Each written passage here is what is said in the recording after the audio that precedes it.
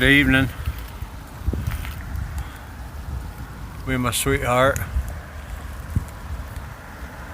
She's moving around right there. My ground gal. Trimming some locust trees.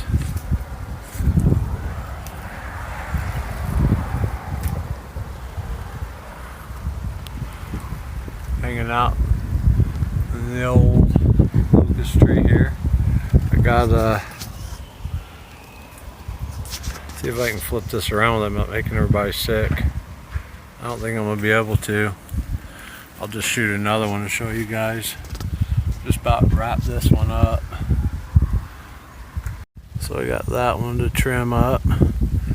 And then this black walnut gets taken out.